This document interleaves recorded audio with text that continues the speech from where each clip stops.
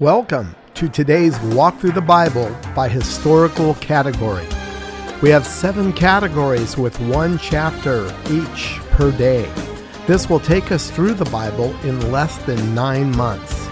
This English Standard Version of the Bible is being read by my favorite Christian voice, Max McLean. Our first category begins with the reading of the Torah, Genesis through Deuteronomy. This is God's law for Israel through Moses. Numbers 3. These are the generations of Aaron and Moses at the time when the Lord spoke with Moses on Mount Sinai. These are the names of the sons of Aaron: Nadab, the firstborn, and Abihu, Eleazar, and Ithamar.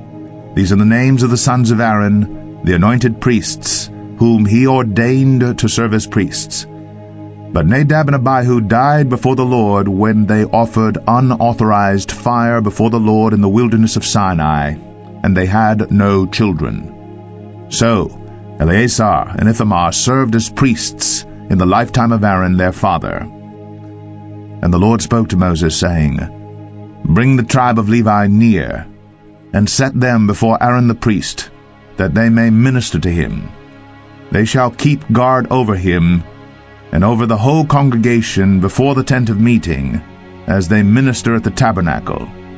They shall guard all the furnishings of the tent of meeting, and keep guard over the people of Israel, as they minister at the tabernacle. And you shall give the Levites to Aaron and his sons. They are wholly given to him from among the people of Israel. And you shall appoint Aaron and his sons, and they shall guard their priesthood. But if any outsider comes near, he shall be put to death.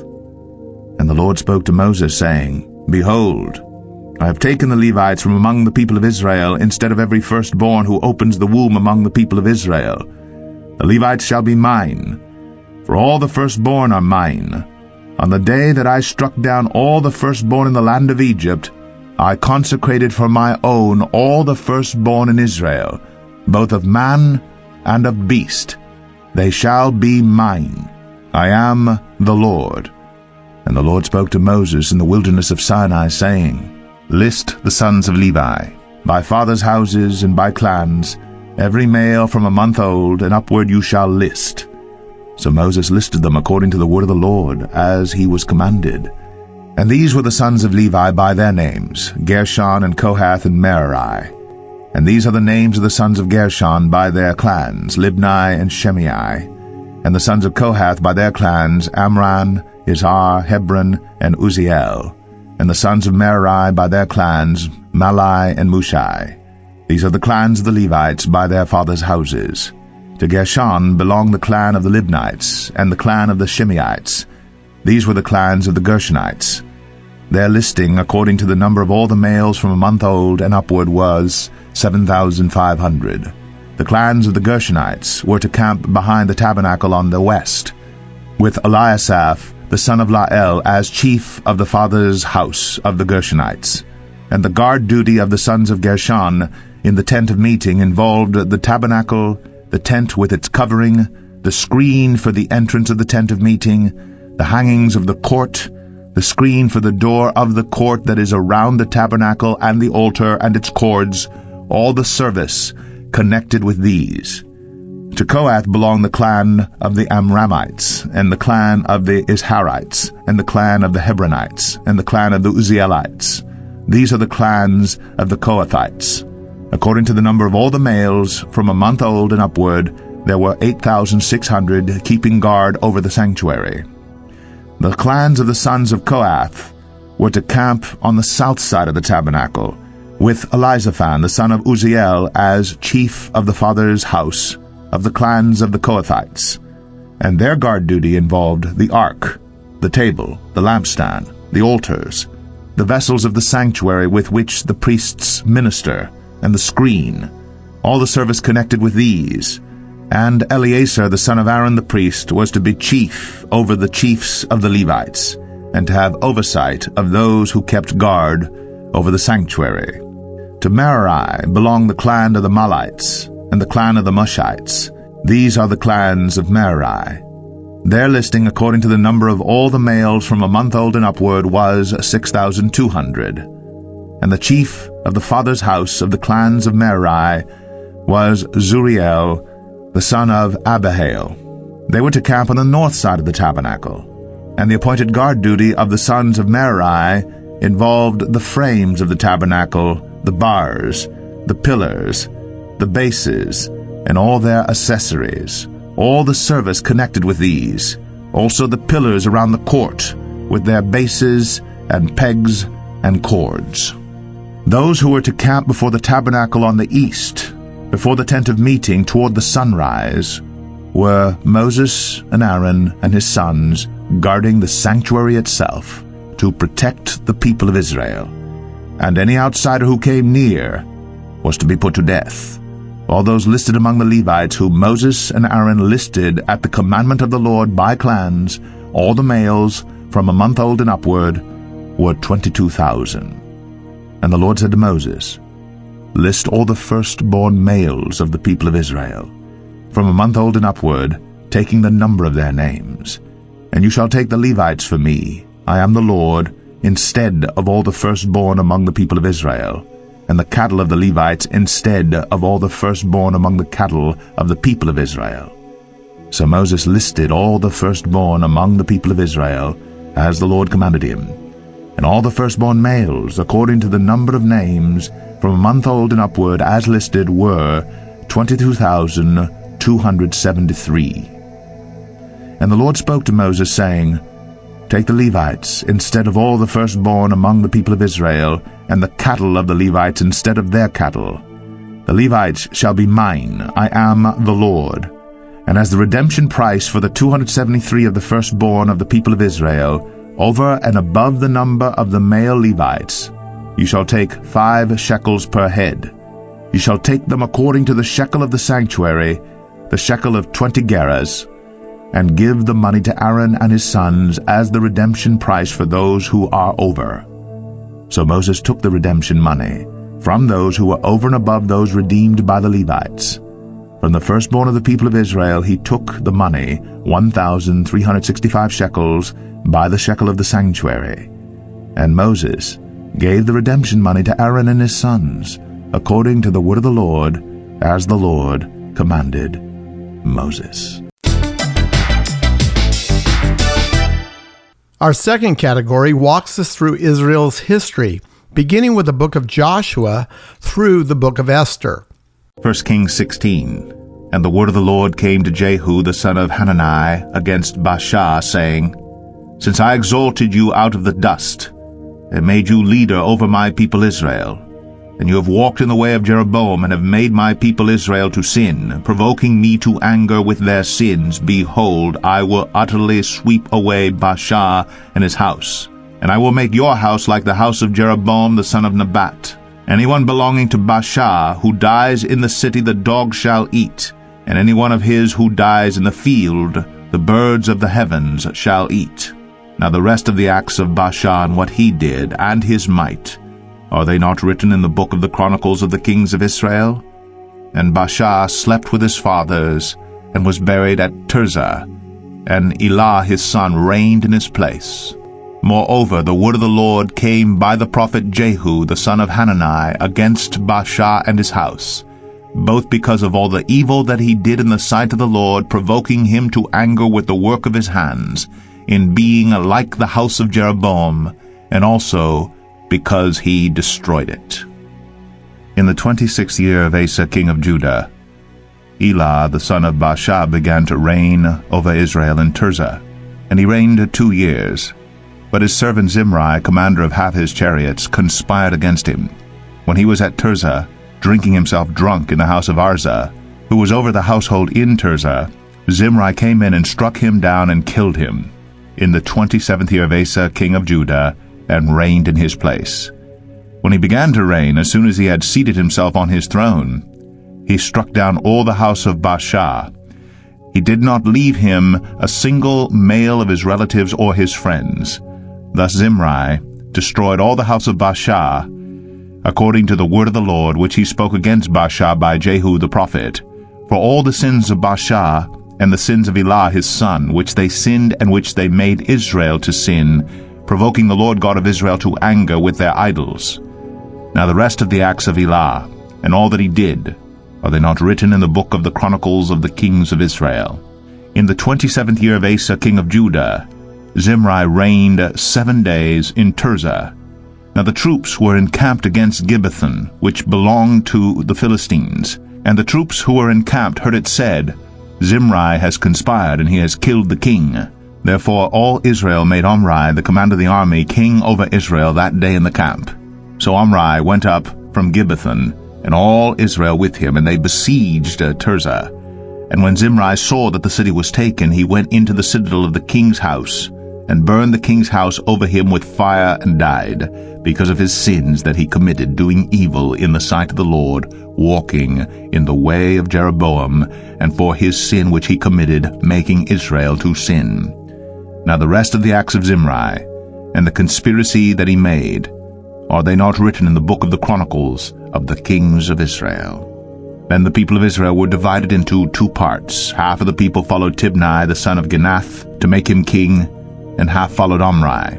But the people who followed Omri overcame the people who followed Tibni the son of Ginath.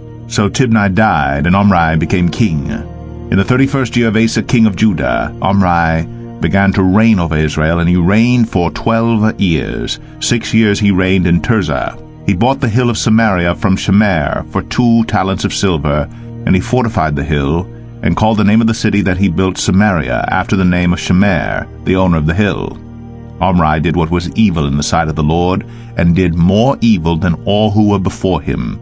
For he walked in all the way of Jeroboam the son of Nebat, and in the sins that he made Israel to sin, provoking the Lord the God of Israel to anger by their idols. Now the rest of the acts of Omri that he did, and the might that he showed, are they not written in the book of the chronicles of the kings of Israel? And Omri slept with his fathers, and was buried in Samaria, and Ahab his son reigned in his place. In the 38th year of Asa king of Judah, Ahab the son of Omri began to reign over Israel, and Ahab the son of Omri reigned over Israel in Samaria 22 years. And Ahab the son of Omri did evil in the sight of the Lord, more than all who were before him. And as if it had been a light thing for him to walk in the sins of Jeroboam the son of Nebat, he took for his wife Jezebel, the daughter of Ethbaal, king of the Sidonians, and went and served Baal and worshipped him. He erected an altar for Baal in the house of Baal, which he built in Samaria. And Ahab made an Asherah. Ahab did more to provoke the Lord, the God of Israel, to anger than all the kings of Israel who were before him.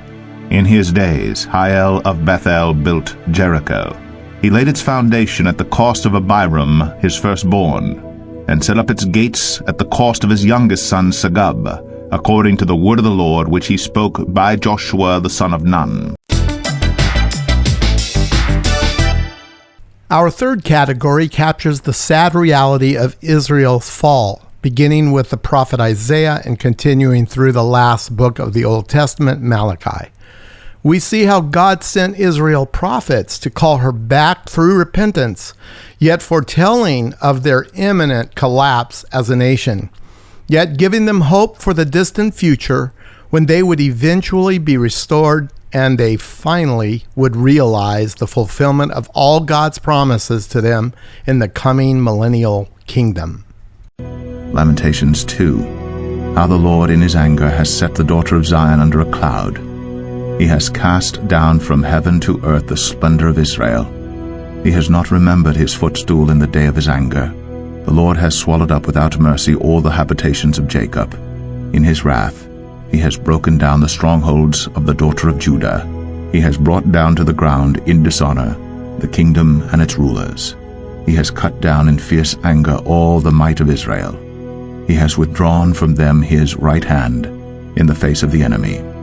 He has burned like a flaming fire in Jacob, consuming all around. He has bent his bow like an enemy, with his right hand set like a foe, and he has killed all who were delightful in our eyes. In the tent of the daughter of Zion, he has poured out his fury like fire. The Lord has become like an enemy. He has swallowed up Israel. He has swallowed up all its palaces. He has laid in ruins its strongholds. and he has multiplied in the daughter of Judah mourning and lamentation.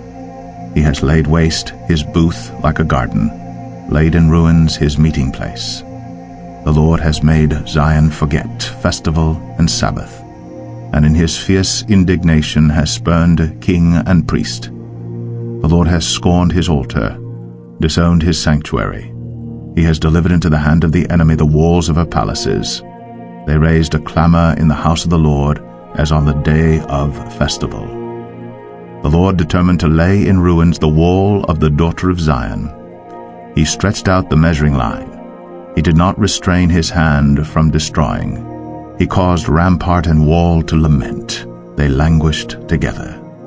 Her gates have sunk into the ground. He has ruined and broken her bars. Her king and princes are among the nations. The law is no more, and her prophets find no vision from the Lord. The elders of the daughter of Zion sit on the ground in silence. They have thrown dust on their heads and put on sackcloth.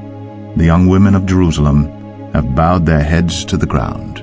My eyes are spent with weeping. My stomach churns. My bile is poured out to the ground. Because of the destruction of the daughter of my people, because infants and babies faint in the streets of the city. They cry to their mothers, "Where is bread and wine?"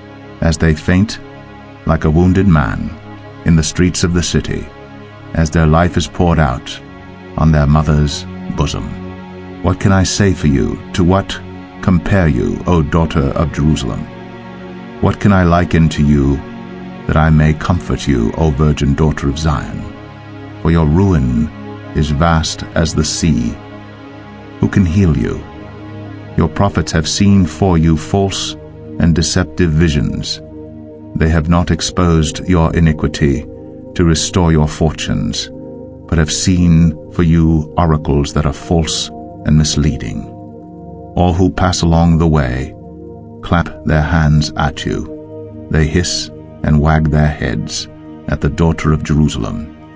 Is this the city that was called the perfection of beauty, the joy of all the earth? All your enemies rail against you. They hiss, they gnash their teeth, they cry, "We have swallowed her." Ah, this is the day we longed for. Now we have it, we see it. The Lord has done what he purposed. He has carried out his word, which he commanded long ago. He has thrown down without pity. He has made the enemy rejoice over you and exalted the might of your foes. Their heart cried to the Lord, O wall of the daughter of Zion, let tears stream down like a torrent day and night. Give yourself no rest, your eyes no respite. Arise, cry out in the night, at the beginning of the night watches. Pour out your heart like water before the presence of the Lord. Lift your hands to him for the lives of your children who faint for hunger at the head of every street. Look, O Lord, and see. With whom have you dealt thus?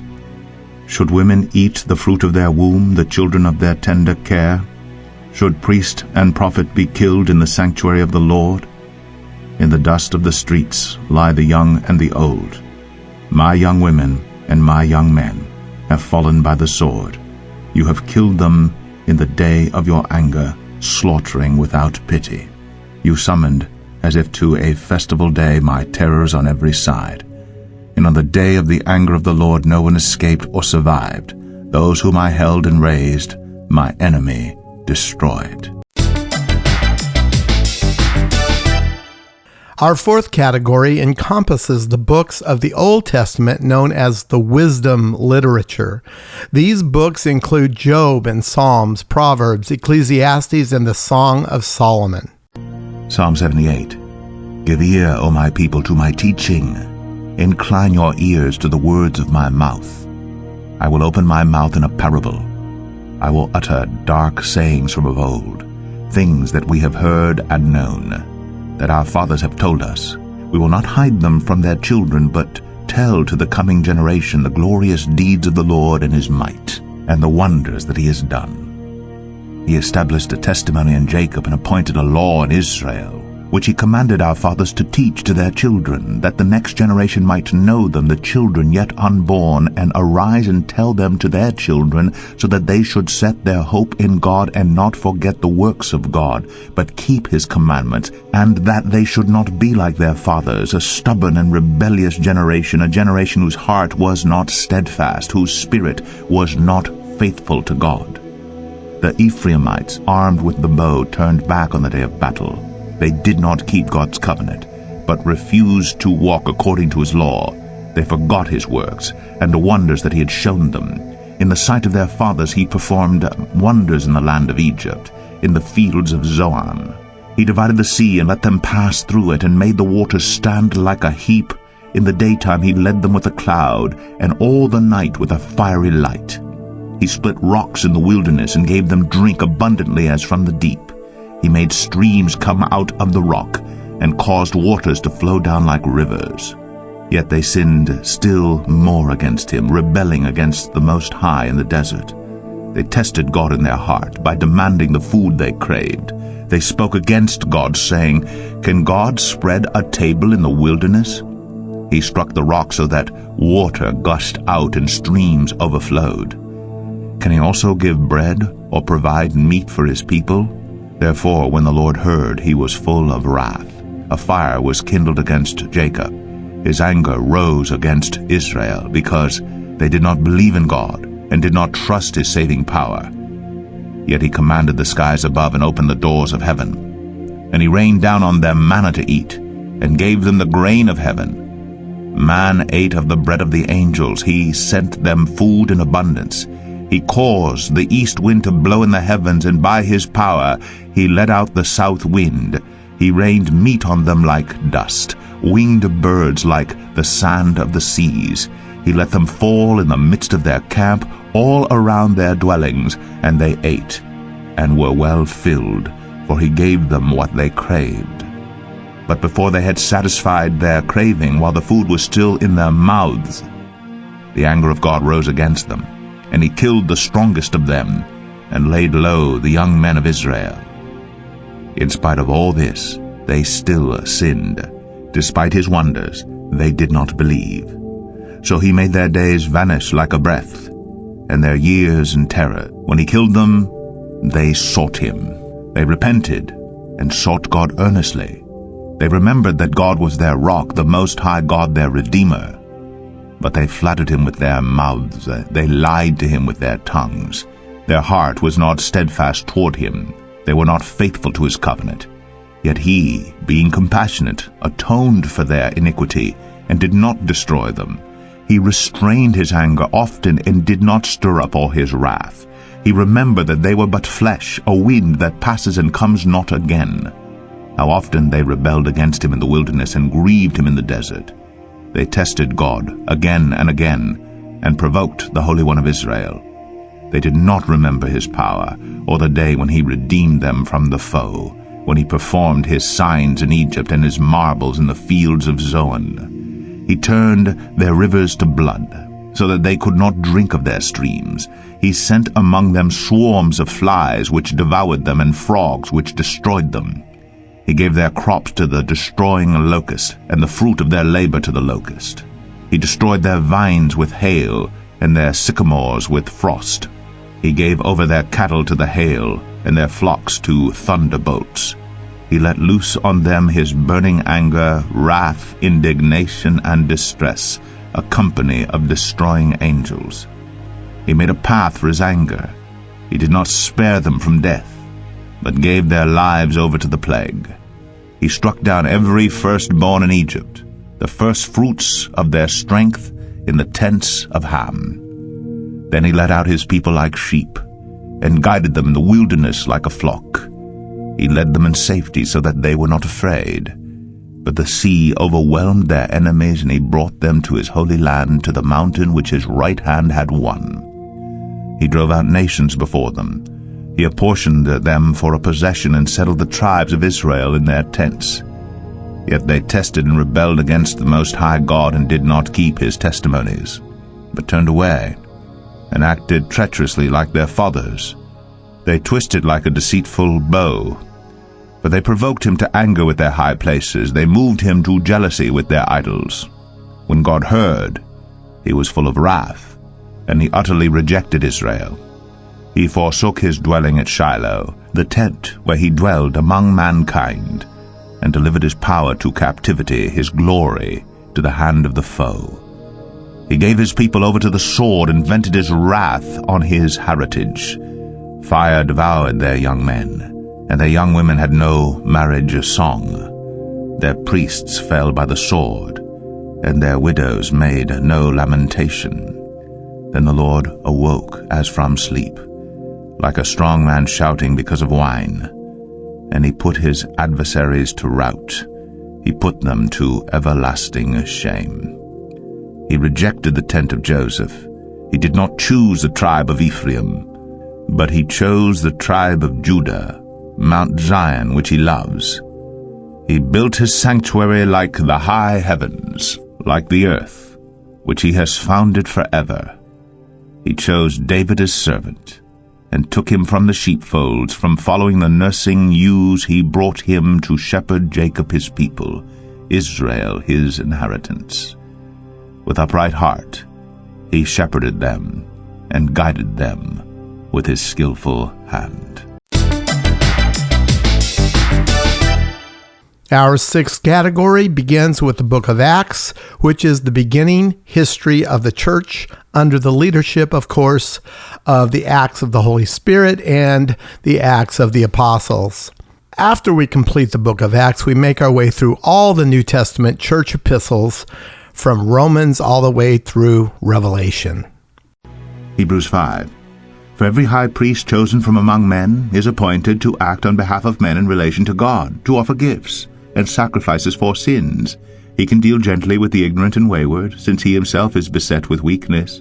Because of this, he is obligated to offer sacrifice for his own sins, just as he does for those of the people. And no one takes this honor for himself, but only when called by God, just as Aaron was. So also Christ did not exalt himself to be made a high priest, but was appointed by him who said to him, You are my son. Today I have begotten you. As he says also in another place, You are a priest forever, after the order of Melchizedek. In the days of his flesh, Jesus offered up prayers and supplications with loud cries and tears to him who was able to save him from death, and he was heard because of his reverence. Although he was a son, he learned obedience through what he suffered, and being made perfect, he became the source of eternal salvation to all who obey him, being designated by God a high priest after the order of Melchizedek. About this we have much to say, and it is hard to explain since you have become dull of hearing. For though by this time you ought to be teachers, you need someone to teach you again the basic principles of the oracles of God. You need milk, not solid food, for everyone who lives on milk is unskilled in the word of righteousness, since he is a child. But solid food is for the mature, for those who have their powers of discernment trained by constant practice to distinguish good from evil. We have a bonus category, which is a daily dose of Psalm 119. This psalm, written by King David, and the way he laid it out was to have a natural division that we call stanzas. The divisions are the letters of the Hebrew alphabet. Each stanza represents one letter each of the 22 total letters. Here are verses 73 through 80 in stanza number 10. Your hands have made and fashioned me. Give me understanding that I may learn your commandments. Those who fear you shall see me and rejoice, because I have hoped in your word. I know, Lord, that your rules are righteous, and that in faithfulness you have afflicted me. Let your steadfast love comfort me, according to your promise to your servant. Let your mercy come to me, that I may live, for your law is my delight. Let the insolent be put to shame, because they have wronged me with falsehood. As for me, I will meditate on your precepts. Let those who fear you turn to me, that they may know your testimonies. May my heart be blameless in your statutes, that I may not be put to shame.